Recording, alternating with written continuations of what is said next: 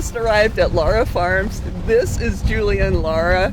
He's the second generation guy in Lara Farms, and I'm hoping he can tell us how the business got started, how his family got into this business right here in Homestead, and basically a little background about it. Well, let's see.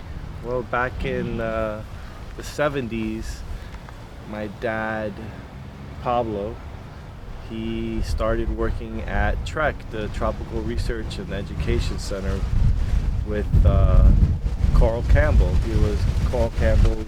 Richard Campbell's father, Carl Richard Campbell. Campbell's father. Yeah. A lot of people know Richard Campbell from Fairchild Tropical Gardens, but Carl was like a big name here too. He's Exactly. a very big name in tropical fruit. Absolutely. And my dad was his tech, or his intern. And he took my father and gave him a job. I mean, the first question he asked him is, "Do you have any children?" And Dad's like, "Yes, I do." He goes, "Oh, okay, well, we're going to give you a job here." All right. Yeah, so he was very gracious to my dad. And he worked at TREC for 25 years. He retired right after Hurricane Andrew. And he started working full-time here at the farm.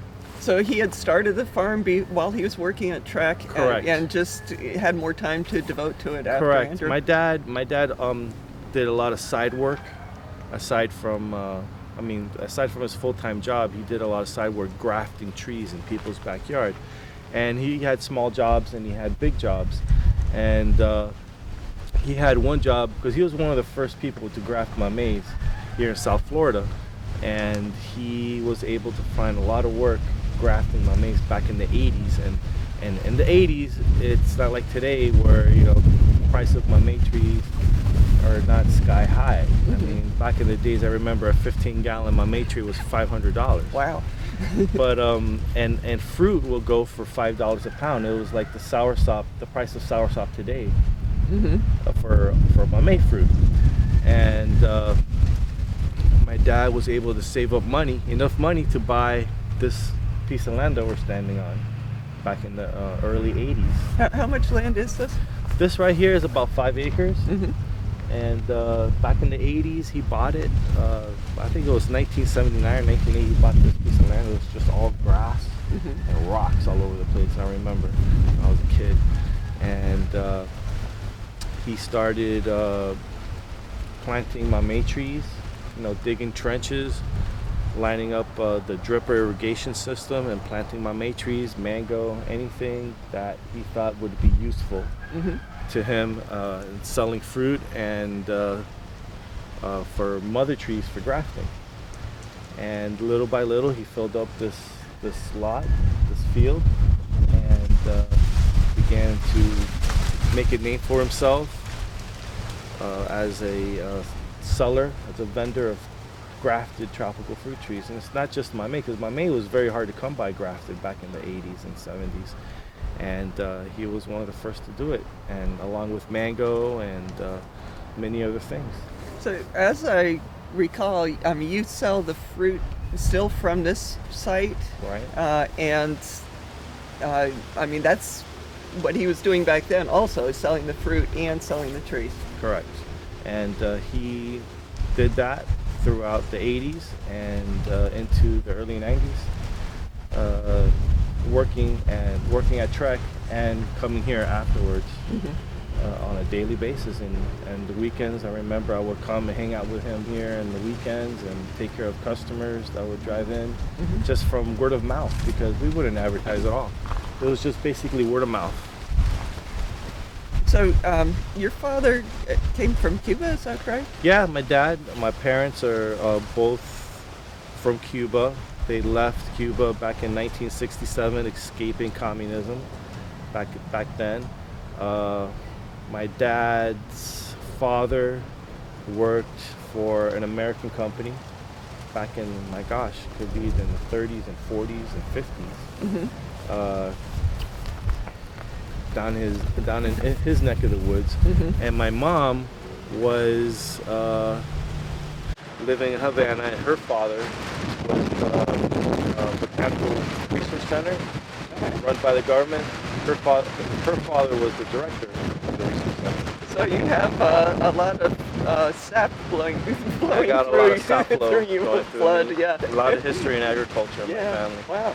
So my dad was my grandfather's intern at the research center in Cuba. So And he got to pass the test with your grandfather before he got to meet your mother. he was worthy. He was worthy. My grandfather must have found him to be very worthy. I mean, worthy enough to meet my mom Yeah, yeah, and to get married with her. So my dad got pretty lucky. yeah. He was a pretty lucky guy early on. So you're the only one of the kids that is involved with the business, right? Yeah, that's you pretty right. much run the show now, That's right? right. I'm the youngest of the three, and I've pretty much been here with my dad since I was 14, learning how to graft. I started with citrus, and then moved up to sapodilla and mango, and then mamey.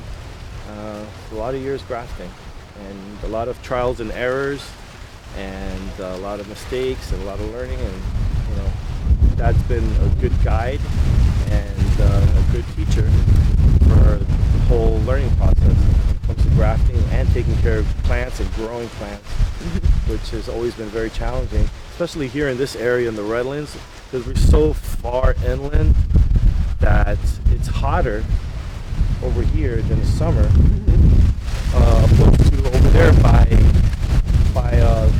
close to the water, east of the turnpike or east of 95 or US 1. It's a lot cooler and windier in the summertime than it is over here. So the air is more stagnant, so we get more insects, we get more humidity, and we get more fungus. So there's a lot more spraying going on than, let's say, over there east of 95.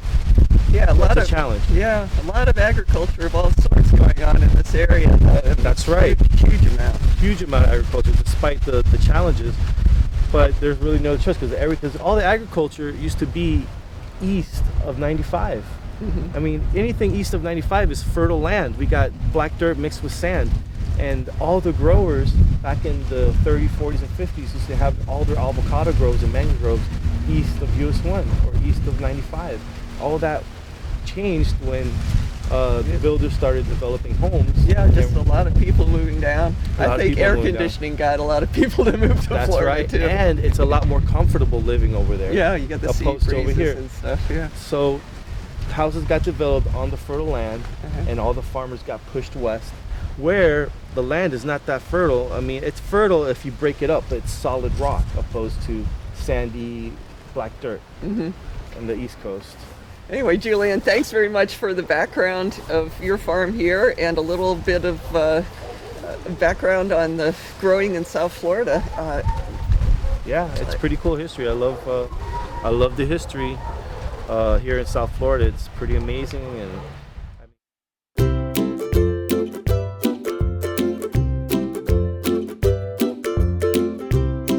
if you're coming to the farm for the first time, it might look like nobody's working here, but they're just working in the back. So what you want to do, go over here, push button for service, and there it goes. It's connected to Hello. Julian's I help phone you? here.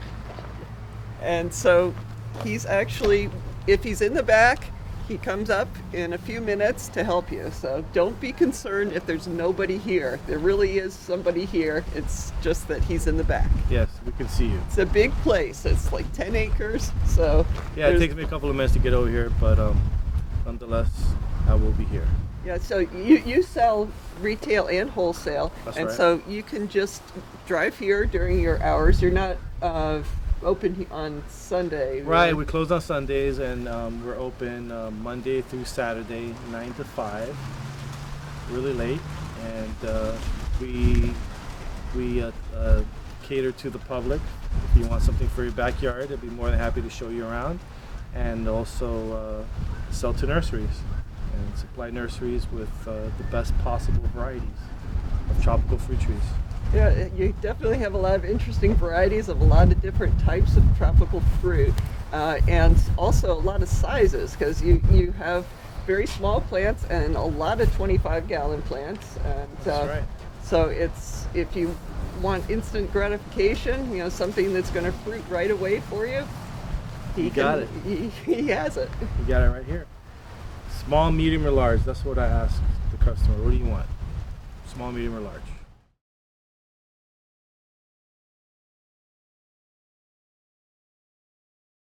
Sure. Yeah, and in season you sell the fruit also. Yeah. What are some of the most popular fruit that you sell? Mango, mamey, starfruit, sapodilla. I know I was here 20 years ago. I'm sure you remember that clearly. But, Maybe. but anyway, there were people here that were regulars, and they just were after the sugar apple.